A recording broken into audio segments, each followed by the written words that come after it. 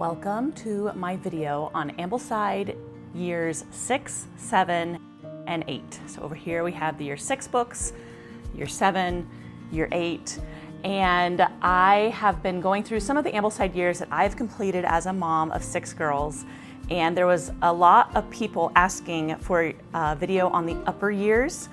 And here's the thing is, once my girls get to this age and this stage in school, they are doing most of their school on their own, which is a really cool part and result of doing a Charlotte Mason approach and Ambleside Online. So I have less to say about these books because a lot of them I haven't even read, but I thought I would go ahead and make a video even just showing you what the books look like. And then I also did get my daughter's opinion on a lot of the books. I asked her books that she felt like were good to split up over several days, books that were harder reads, books that were more enjoyable reads, so that maybe as you're scheduling your year 6, 7, or 8, this will help you. I already committed to trying to say year 6 through 8 because I know my daughter is going to do something for the 6, 7 part of this, but that is life with teenagers. So let's dig in. I do not think this video will be as long as my other videos. Don't be freaked out by how many books there are, because like I said, these years are a little bit different for me as a mom than the younger years where I'm the one reading everything to my kids. So let's get started. Okay, so if I can have you take away one thing from this video, it's that even done imperfectly, an Ambleside education in a Charlotte Mason style is still worth it. So I was not able to be as involved, and I am not putting myself forward as the perfect Ambleside mom of these years. In fact, for my oldest daughter, a lot of it was just us getting by together, very much an honor system with my daughter and her readings and her narrations because I was not able to pre-read these books beforehand. But I have still seen, even done imperfectly, the value of this type of education in her life.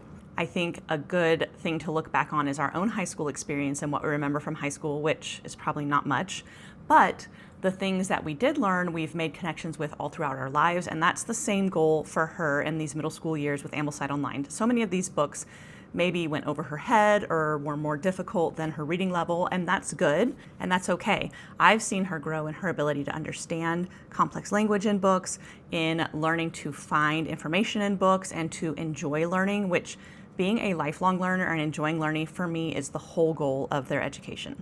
Ideally, when my other daughters do these years, I will be much more organized and experienced, and I would love if that was possible for you, but I think sometimes we can be scared away from Ambleside Online and Charlotte Mason approach because it's so much work on the mom, and there are these standards and guidelines that are good, and if you're like me, who's very much a rule follower, type A personality, I want to do it right the first time, it can be overwhelming because it's almost like impossible with 6 kids and 5 in school to do it as perfectly as I want to. And so it was good for me to step back and see my daughter kind of take more control of her education, trust the books that the advisory had selected for these years, and then get to enjoy learning alongside of her. In the last 2 years of school, we have had a new baby, and we have moved twice, once across the country and once about an hour away into kind of more of a fixer-upper situation, a lot of work in that move. And so the last 2 school years have not necessarily been ideal, but it's been very cool to know that while following Ambleside Online and a Charlotte Mason approach,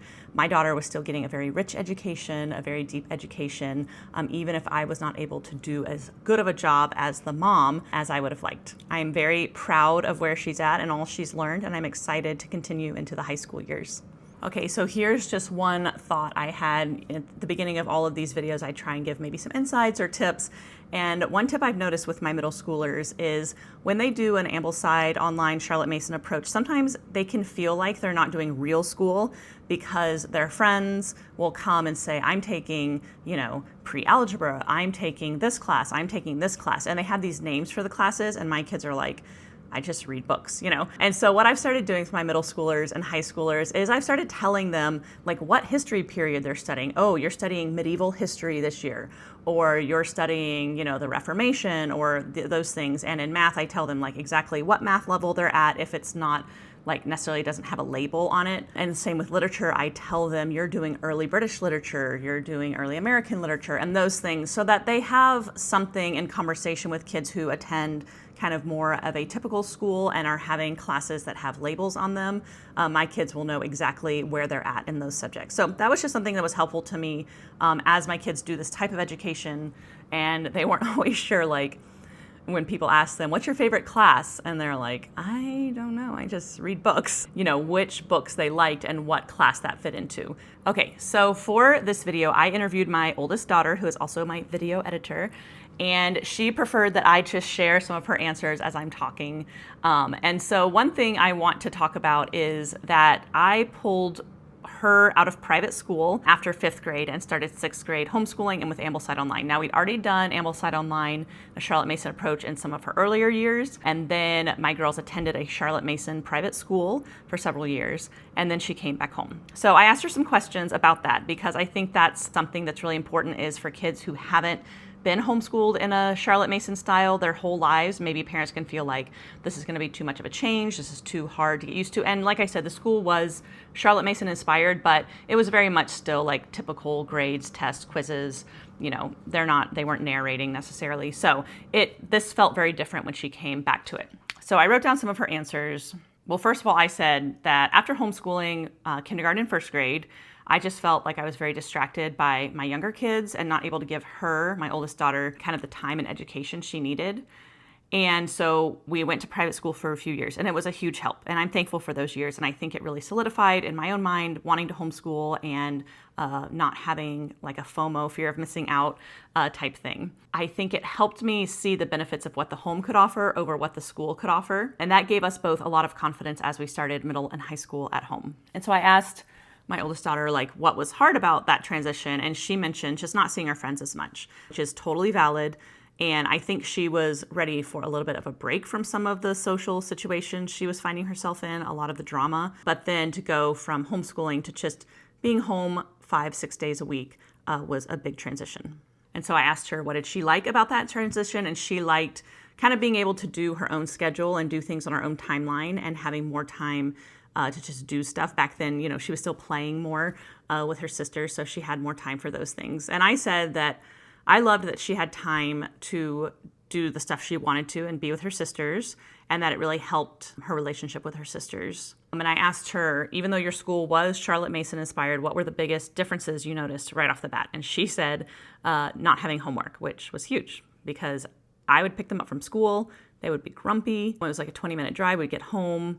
Everyone would need a snack. Everyone would still be grumpy.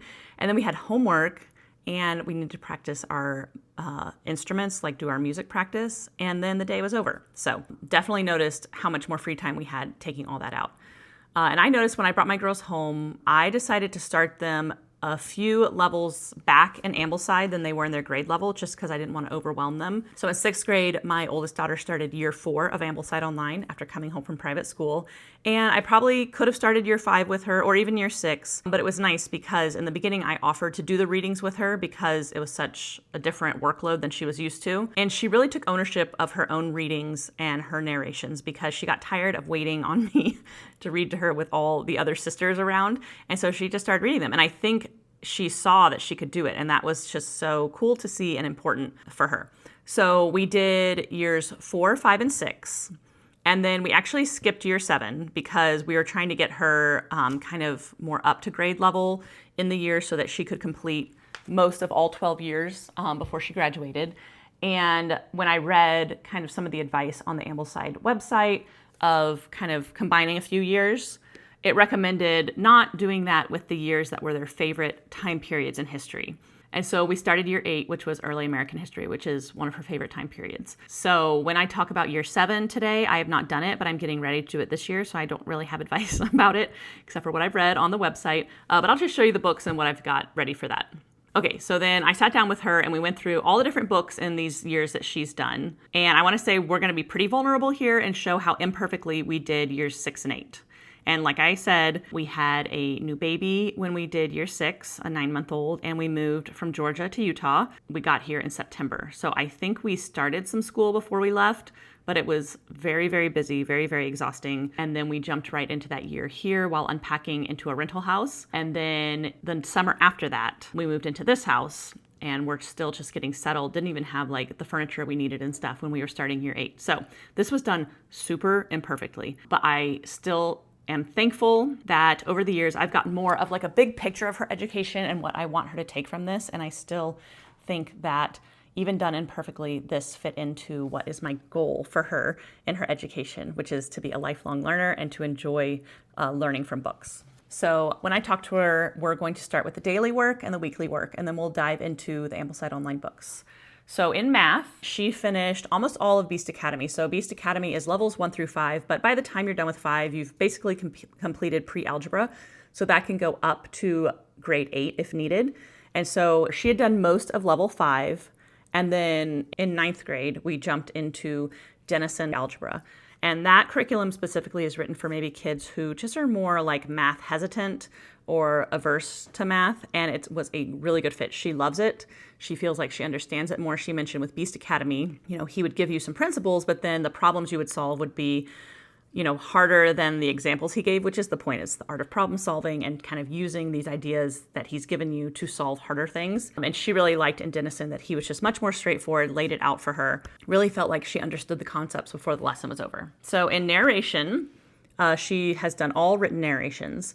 And how we did this is you can just have a notebook and they write, the name of the book and the date and maybe the passage they're reading and the next available line, and they write their narration, and then the next book they read, they keep it all just in one book. Something we invested in last year for my older 2 girls was the Kindle Scribes, and I liked those because I could email myself the files at the end of the year and have records of those. So they both have those and have really enjoyed using them, and they have a folder for each book they're reading, and then they just add their narration to that. So she really liked not having to wait to narrate, just being able to write it down as she went. And then I asked her about narration and, how she felt with it, especially being so independent in it. And she actually said she prefers it to tests and quizzes to see how much she understood, and that she felt more responsibility when she was reading the books because she knew she was going to have to narrate them afterwards. So she actually paid better attention while reading them, even though she was on her own with no kind of classroom and teacher keeping her accountable in those moments to be able to write her narration. So I thought that was cool. So Copywork, I have mentioned this, but once I kind of finish handwriting instruction with my girls, I move them to Copywork, and I just have them pick like a beautiful passage from something they've read that day and write it down in a notebook. And I thought, by the end of the year, it would be cool that they have a notebook full of quotes. So this is one of my younger daughter's notebooks. It's a little bit bigger. I honestly didn't realize the sizes when I was ordering them. And this is my daughter's smaller one, and she ended up mostly just writing like scripture passages, but writing them in her very best handwriting. She wrote some Shakespeare sonnets and some quotes from some of the character forming books that she read. So my idea would be a cool little keepsake from the year, and I think they'll appreciate those, down the road. My daughter said that sometimes finding a quote that she liked every day was hard, and so she would just write out a Bible verse or a Shakespeare sonnet. And one year, her year 6, which was actually her 8th grade year because we started later after private school, we did a calligraphy course, and that was really fun. It was an online course that my mom had found, and she doesn't necessarily still use that exact same style, but I think it really inspired her and helped her find her own kind of cursive style. And by the way, we're just going through kind of the book list on Ambleside's website for year 6 right now. So recitation, I asked her about that, and she said, does Hamilton count? But we did not do great with recitation with my older girls, and so we are going to do better in future years. The Ambleside website gives suggestions of things to learn in recitation. I'm going to make that a part of their daily work in the future. Foreign language was another one we have not done great with. We were using TalkBox Mom kind of before our move, and that was great because it included the whole family. It was very much like real life. We did Spanish, and she said she would prefer one that she could do at her own pace. Now, the trouble with that is if you're not kind of learning a foreign language in a group, you don't get that like spoken practice. But she has been doing Duolingo also for the last several years, so we haven't been entirely without language instruction. And then Latin. So we've tried 2 different Latins. When she first came home and was starting middle school, we did Getting Started with Latin, and she preferred that one because she could do it on her own. It was very self-paced, but I wasn't sure how much she was getting just because she was doing it on her own. So when her younger sister entered middle school, we did Getting Started with Latin.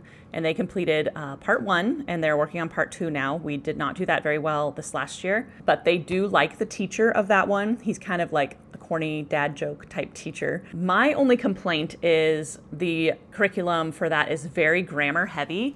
And at the stage they were starting it, they hadn't had a lot of formal grammar work.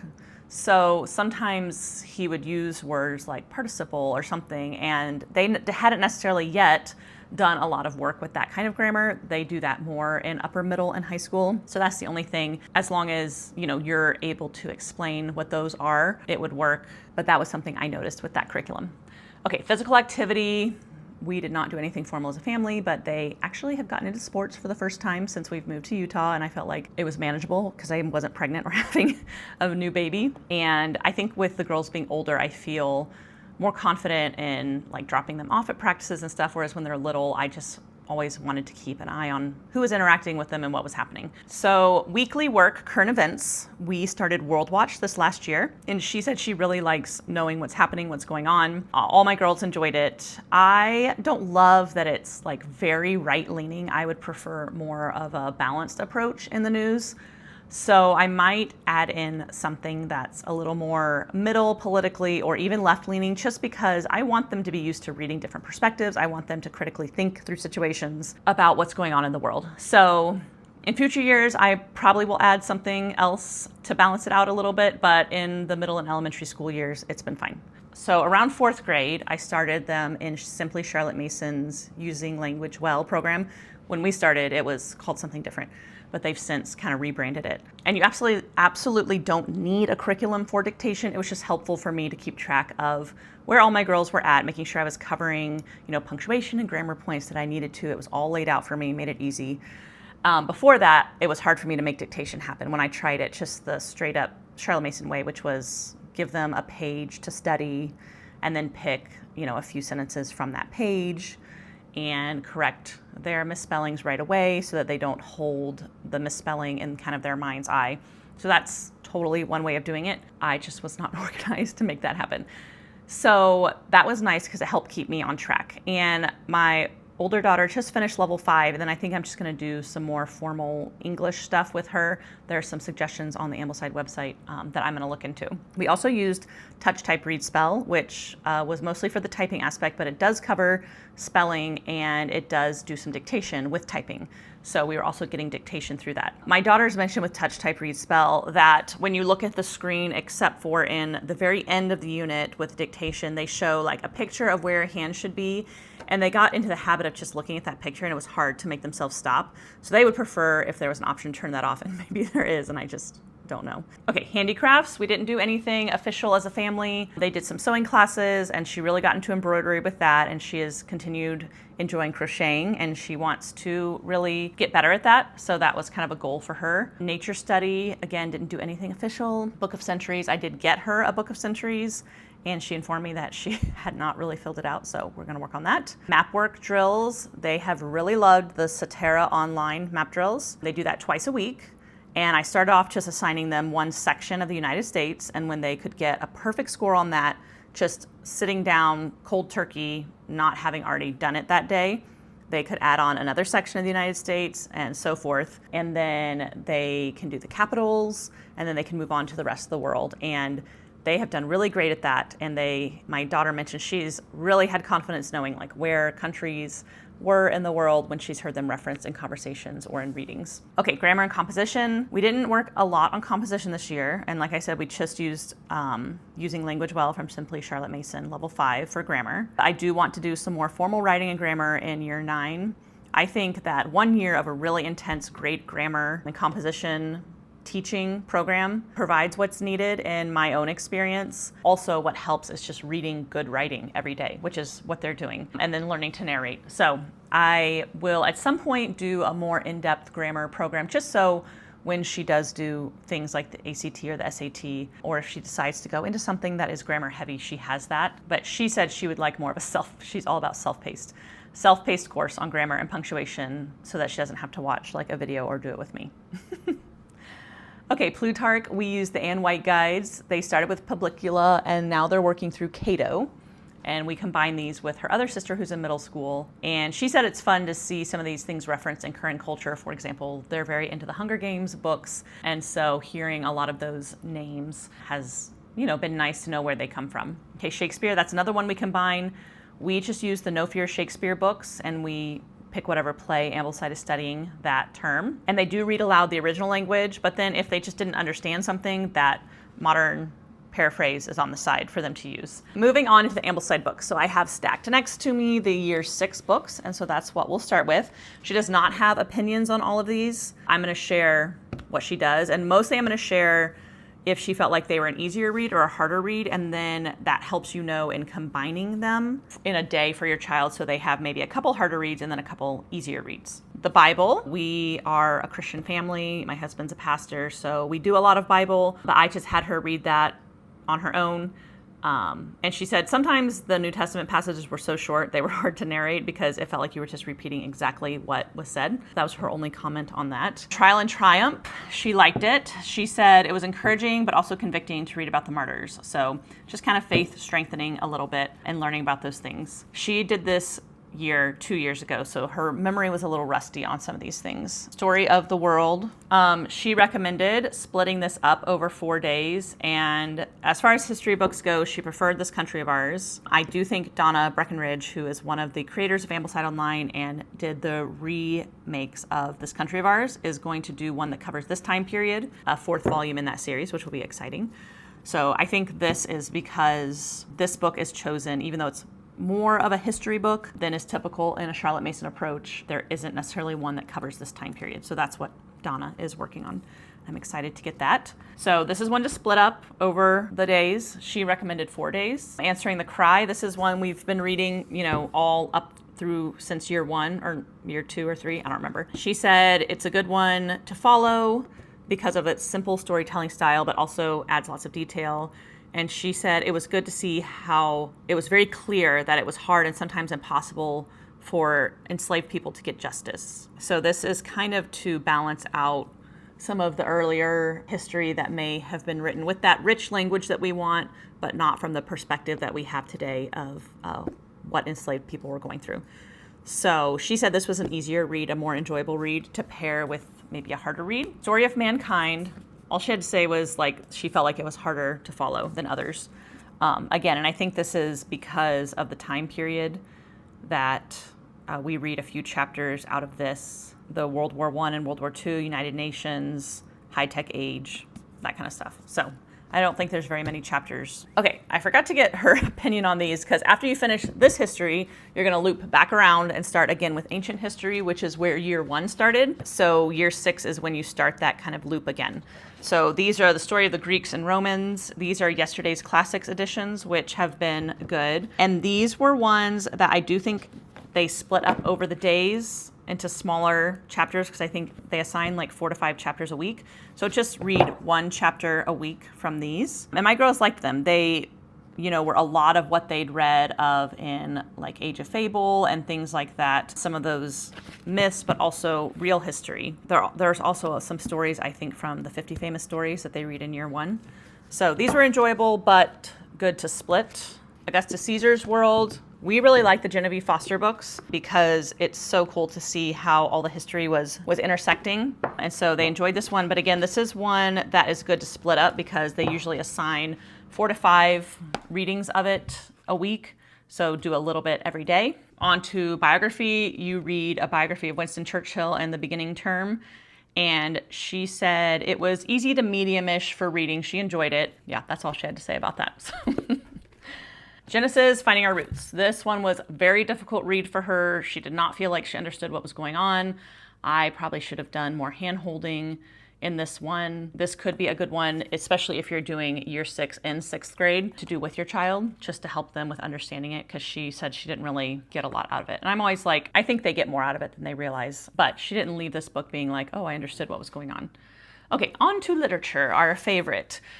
So Age of Fable, I have 2 different copies because I had 2 girls, probably 3 girls in it at once, and I wanted each person to have their own copy. So this is a Macmillan Press book. There is some nudity in the pictures. If that is something you don't want to do, then just be aware of that. I feel like in an all-girl family, it doesn't bother us as much. But this is a nice illustrated copy. And then for my older daughter, I just got the Living Books Press edition so we could have a few copies sitting around. And she liked Age of Fable because at the end, the author, Bulfinch, talks about how these fables were then used in modern day literature and poetry and things like that. And that's always cool to see because it's like that connections idea of you didn't realize all the connections you were missing until you learn about it. And so I enjoyed that when I've read this aloud to some of the younger years, seeing how it intersects with current culture. The Hobbit. This is a copy that I gave my second daughter as a gift. I've talked about that where I gift them their literature books in really nice copies. So this is a nice one. And then this is the copy that I gave my older daughter. It's a really cute leather-bound, gold-paged copy.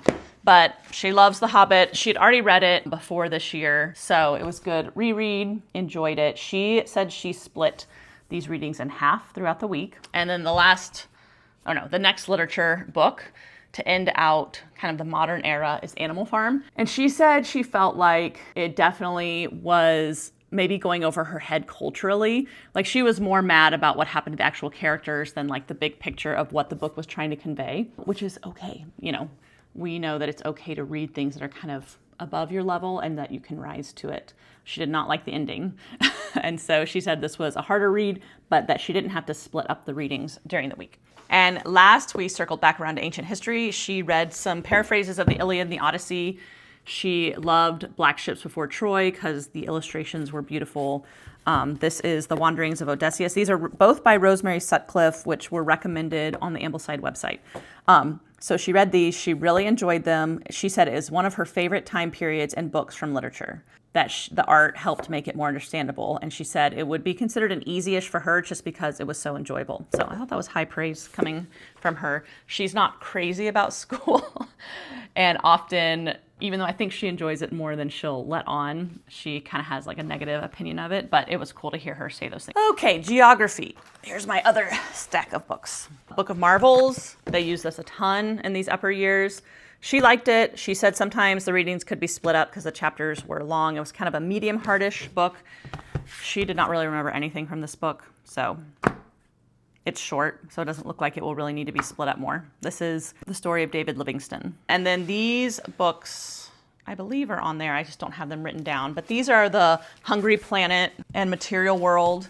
These are books that Ambleside just recommends kind of laying out on like a coffee table and letting kids look at the pictures. They're not assigned readings, but that you could maybe pick a family and talk about, what's in the pictures, just to give some exposure to how people in other parts of the world live. And then, you could pick a place and then find it on the globe and all that stuff. Moving on to science. This is probably one of our more challenging subjects because I am not scientifically minded at all. My husband is, but obviously he's not super involved in homeschooling. Mystery of the Periodic Table. She felt like she didn't really understand it back then, but would understand it better now. And that this was a medium hard read for her. It couldn't just happen. She really liked this one because it brought everything it said back into ways that you could have conversations about what you'd studied, and that it was even encouraging for her own beliefs. And so she said it was an easier read because it was enjoyable. Anatomy. So this is split up into 2 years, and she said she liked using more of a textbook style for a change, and that it would be kind of a medium hard read. The Elements, all my girls have loved this book. She said it was really interesting to see the chemical composition of each element, the history of it and stuff. And so this was an easy read because she looked forward to it. Okay, and then we have 3 biographies. We have Albert Einstein, Ordinary Genius, Archimedes and the Door of Science, and Galileo and the Magic Numbers. And the only one she mentioned was liking the Albert Einstein book. So I don't have much more feedback about that. So these, again, could be good reads together if your year 6 is a young year 6. She was in 8th grade at the time, so I kind of just handed them off to her. And then I don't think we went through the poetry books, but these are the poetry books I got. There's a year 6 book with Robert Frost and Carl Sandburg, and then you can buy The Dreamkeeper, which is Langston Hughes poetry, which will, be more of the modern era. So that's a nice change from just the Ambleside Online treasuries to add into science. Okay, so that was year 6. My daughter did it in 8th grade because of private school. I would just try pairing up maybe some of those harder reads with easier reads, splitting up some of the history readings to be every day of the week. But this was really a year that she was on her own for. And I think that she did a great job looking back at her narrations. I would love to have been able to pre-read more of the history and science books so that I could answer questions she had. But she also liked being independent, and I think she grew in her understanding. So I consider it a success. My second daughter also just finished this year, last year. And again, I was not as involved as I wish I could have been because of just the craziness of this year. But that daughter is starting year 7 now, which is a year I have not done yet. But I have all the books here that I will show to you. I actually realized I'm missing a few books, and so I ordered those on Amazon as I was going through the list. And then there's one book that I know I own. I even looked back on Amazon. It says I bought it last year, and I cannot find it. I had bought all these books last year because I thought maybe my daughter, who was starting 9th grade, would do year 7, but that's why we skipped this year, so that she could start on year 8 and combine more of the upper years. So let me see. These are 2 biographies, and you can do either one. I don't know why I have both of them. I guess I thought I would decide later. I did a big order from Living Books Press to get a lot of these titles. The books that I am giving to her for her literature gift, I am going to open them in the mail today, are Watership Down and Ivanhoe. I got some beautiful hardbound copies of those to give to her. And then a lot of these books we also use in year 8, which my 9th grader just finished, so I know she'll use those again. I think First Studies of Plant Life, Ourselves, the Signs and Seasons, How to Read a Book, Story of Painting, Fearfully and Wonderfully Made. Oh, English literature for boys and girls. So I'm looking forward to this year. I'm going to try and pre-read as much as possible. But again, the amazing thing about an Ambleside curriculum is even if you're not able to do it perfectly, it is still one of the most beautiful curriculums I've come across. I'm just going to go ahead and apologize. I feel like this video is so boring and I do not have a lot of good information to give. But for those who are looking for it, I'll just throw it out there. And hopefully in future years, after I do more pre-reading, I will have better advice. Maybe it's even helpful just to see the books and see what you're getting into. Okay, year 8. So my daughter just finished this year, so I feel like she had the most to say about it. So there was character formation, or spiritual formation is what they call it. She read The Pursuit of Holiness by Jerry Bridges, and she said this was good and helpful to reinforce the idea that pursuing holiness is different than trying to be perfect. And that we aren't perfect and never will be, but God still calls us to pursue a holy life, which I thought was a good reflection on that. She said this was an easier read because she enjoyed it. Loved the screw tape letters. She actually read this with her cousin who lives in Utah with us. They have been doing kind of book studies for several years. They did it over Zoom or FaceTime when we lived in Georgia, and now that we live in the same state, they meet up at a coffee shop and do it together. So they actually discussed this book, which is perfect narration. And this was one of the books that I gifted her for her literature books. I got her a whole set of C.S. Lewis books, and so she gets to keep the screw tape letters from that one. Jungle Pilot was a biography. She said she didn't like it as much as other books, that it dragged a little bit, but that it was easy to read. Saints and Heroes, this is where they go after Trial and Triumph.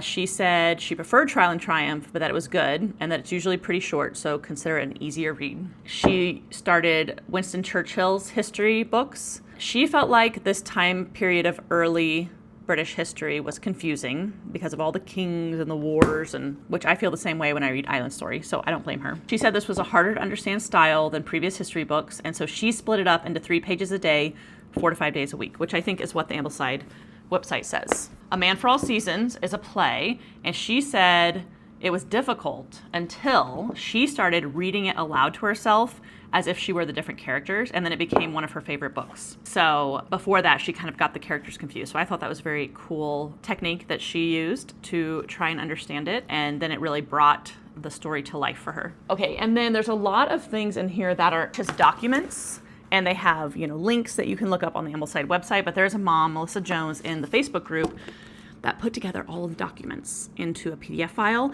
So I had this printed at a shop, and I actually have done that for year 7 also, but I haven't picked it up yet. So there's a lot of documents in year 7, and this is just a great way to avoid having to get on the computer to read them or whatever. I feel like if I had left it up to that, we just maybe wouldn't have gotten them read. Definitely visit the Ambleside Facebook group if you're interested in finding her resource there. And so The Life of Sir Francis Bacon, Mort's Relation, The Life of Dr. John Donne. Those are all in here. So I will not be going over those. When we got to The Voyage of the Armada, she said no comment. And then she did comment. She said very boring. Did not like this book, but I still think it was better for her than she realizes. I'm glad she's being honest. A Coffin for King Charles.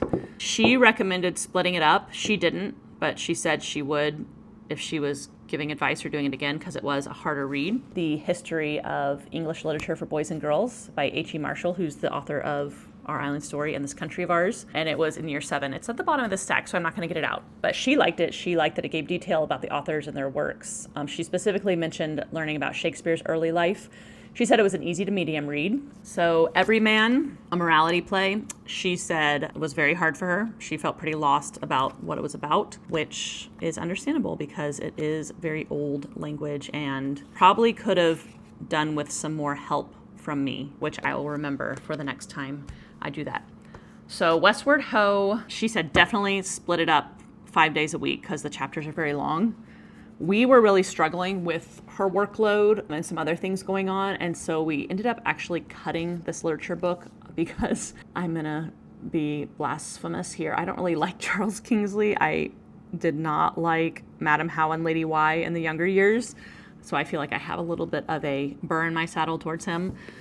But I think I need to read it, and then I'll be able to help my future daughters with that better. Let's see. The Betrothed, she did like this one. She said it was better once she realized what was happening. She admitted that she Googled what the first couple chapters were about after she read them because she was just like totally lost. But with that kind of explanation, she enjoyed the rest of the book.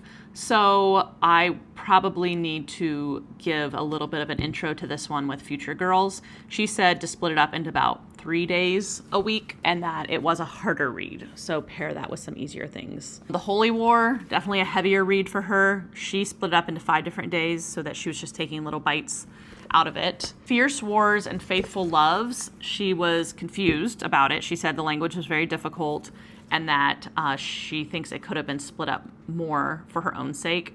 So this is The Fairy Queen, Edmund Spenser. So totally understandable. Again, this is when the literature cycled back around to ancient history. So it's naturally going to be harder to understand, and I will try and help future daughters with that better. Roar on the Other Side was about poetry. She said it was pretty good. Short chapters and easiest read. Okay, on to geography. I have 2 different Christopher Columbus books that Ambleside recommended. She ended up reading Christopher Columbus Mariner. She didn't love it, but she also didn't split it. She said it was a blah read. I asked her if I could quote her on some of these things. Okay, Kon-Tiki was the other geography read. She said it was interesting, but felt very random. And she can't remember if she split it, but if she did, it was just into 2. And so this is maybe another one that could use a little bit of, an intro from the parent into reading, because I asked her, like, do you know what part of the world you were studying? And she said it was in the Pacific, but wasn't sure exactly, where it was at. Okay, next into character formation. Ourselves is over here in my year 7 stack. She didn't have anything to say about that, which is funny since we're doing a Charlotte Mason approach. Character's Destiny, she liked this book. Utopia by Thomas More, she liked it. She said it was difficult to understand in the beginning, but got into it later. It really got her thinking, and that she would consider it an easier read. She liked the Francis Bacon essays. I like this publisher too. It's called Mint Editions. I have the Ivanhoe and a few other ones. They're hardcover, and I like those. So just keep that in mind. Whatever Happened to Justice, she liked it. She'd never read anything like this before, so it was nice to combine this with starting to get into current events, she said. And she felt like she understood it, so I would consider it an easier read. Now into the science, which, as you know, is our weakness. First Studies in Plant Life, that is also in year 7. She said it's an easy read, but boring, because she doesn't really like plants. And she said, quote, if you do, you'll love it. So that's a great endorsement there. Napoleon's Buttons, she said it was pretty good. She didn't really understand the chemistry side of it, all about molecular connections, and she said you could split it if needed. Great Astronomers is in my year 7 stack. Great Astronomers, don't need to split. The Chemical History of a Candle went over her head, but she was able to tell me a few things she learned from it. So I know on the Ambleside website, there's some YouTube videos that a guy does that would go along with these. I need to do those and maybe even like email them a link, you know, and tell them to watch that on certain days. I really try and avoid a lot of like unnecessary getting on the computer or looking things up, which, you know, in high school, I know they need to do more of that, but it's been hard for me to work all that in. So with future daughters, I will definitely use the YouTube videos. Johannes Kepler, she said she really likes these sewers biographies, so she liked that one. She also liked the Phineas Gage book, that it was an enjoyable read. I think the word gruesome being in the title just automatically gave her a good attitude towards it. She read Stephen Hawking, A Briefer History of Time. She said it definitely went over her head, that it was a medium to hard read for her. And I liked that they're reading a lot of different perspectives on science, because I think sometimes when you're raised with just creationist view of science, there can be some trepidation when you go out into the real world and realize how much you weren't taught. And so I definitely want to teach my kids science from lots of different perspectives and then let them kind of see, you know, why we've chosen to believe what we believe. So not afraid of exposing her to these things. In fact, I'm afraid of not exposing her and then her getting out in the real world and feeling like, you know, she missed out on some stuff and having some doubts there. William Harvey and Circulation of Blood was in the documents. She had no comments about that. Signs and Seasons, she said, was good, but that she'd already heard a lot of what was in this book, which I thought was interesting. Rule Hours, she said, so boring. And this is more of like a beautiful book. I would consider it almost like a literature, poetry, prose style poetry, not in verse. But what I think she found frustrating was that it was hard to narrate because it was like, I went to the village, I saw my neighbors, you know, that kind of thing. So it's more of a book to savor and enjoy. And I did assign the pages that had to do with the season we were in. So I think the book starts off in spring, but I took her to fall, to autumn. And I started with like our first day of school and would assign, you know, every week the days that she went through that covered those days. Sometimes a little more because then when you get to Christmas break and you're not reading, you could get behind. And then, so in the spring semester, I assigned her pages at the beginning of the book from spring so that she would kind of get that feel of going through the seasons with her. How to Read a Book is over in year 7. She said this was a hard read. She said, quote, "For telling me how to read a book, it certainly was hard to read." So not a favorite, but again, I'm okay with some of the books challenging her and not being her favorites, and then she finds books that she really loves. The Story of Painting, she said that she didn't really necessarily grasp it. She said the assignments were confusing on the Ambleside schedule, so I think I need to be a little bit more involved with that. Again, I don't think it hurts to be exposed to those things. That is year 6 and 8 done imperfectly. And I really want to emphasize that because even though sometimes all I could get done was ordering the books off Amazon, I still think this was a valuable education. And I think that, you know, there is time later on in the high school years to buckle down in some of these areas. But honestly, if they're able to read these books in middle school and early high school, I think they're going to be able to learn anything they want to learn in life. So I have loved doing this style of education in middle school, and I'm excited for the high school years. I am definitely doing more research to make sure that I cover all my bases with high school. And I kind of see Ambleside years 1 through 8 as just a preparation for what's going to happen in high school. Do they love reading? Do they love finding information in books? Are they able to take information and categorize it in their mind and share it, you know, with someone either through a verbal narration or a written narration? Those are all the long-term goals for my education of my kids, and I definitely think that these years have helped that. So sorry for such a boring video.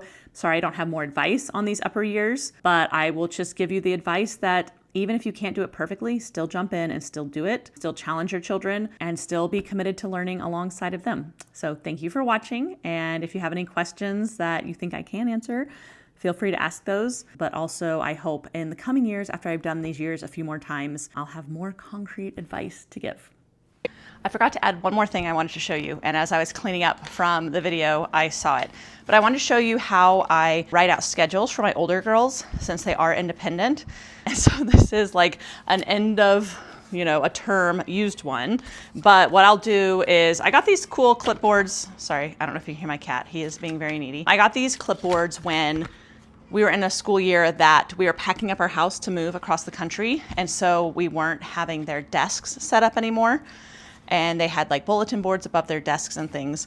And so I got this to hold their schedule. And honestly, we liked this way so much that we ended up just kind of sticking with it, not having necessarily a set place where they do school. In the younger years, the older girls do all have a desk in their room. But this was just nice because they could carry it with them. So I print out the Ambleside schedule on cardstock. And then I make these every term for my older girls, and I just use the same format. So we have the days of the week. These are kind of their daily work. So I've mentioned before in my videos, Monday we try and keep as a lighter day because that's my husband's day off. So we go skiing or do fun family things. So in their daily work, they just have devotions, math lesson, plus watching the news, current events, piano, viola practice. And then she had one reading because this was a book that needed to be split into 5 days. And then on the other days, I'm very specific of what I want them to do. So for example, this is year 6, term 2. So she read on Monday, Story of the Greeks. On Tuesday was Story of the Greeks, the second of 5 days. Caesar's World, the first of 3 days. So they would just read one little section. Book of Marvels, and either The Hobbit or Animal Farm, because during the term it switches to a new literature book. And I said to read half of it. And so then on the next day, you did Story of the Greeks, the third of 5 days, Caesar's World, the second of 3 days. Couldn't just happen. And then you finish The Hobbit or Animal Farm. Thursday, Story of the Greeks, the 4th of 5 days. Caesar's World, the third of 3 days, so you finish it. Archimedes, and then 1/2 of Black Ships Before Troy. And then on the last day, Friday, Story of the Greeks, you finish the 5th reading. You either read Never Give In or Finding Our Roots. You either read Mystery of the Periodic Table or The Elements, and you finish Black Ships Before Troy. And I may have done some things on this schedule to make those books that you do either of line up better, but that's an example of how I schedule it. And then you can print a new one of these for them every week. So some kids enjoy crossing it off when they finish it. My older daughter, I think, just uses the same one for the whole term. So this is her year 8, term 3 schedule. Okay, so this was her printout of the book she's reading. And so whatever week she's on, she would just start with that week. And then this is her weekly schedule of when she did the readings. So in year 8, which is what she just finished, you are reading 5 to 6 readings a day, or you're splitting up some things on different days. So there's 5 to 6 different books that you're reading out of. So I definitely noticed a big jump in year 8. Like I said, I haven't done year 7 yet, so I may notice that when I do year 7 too. Year 8 was a lot of work to the point where she really couldn't take off Monday anymore. But I tried to put some easier reads on there, some lighter reads, so that it still felt like an easier day. But that's how I handle scheduling. I don't use a planner.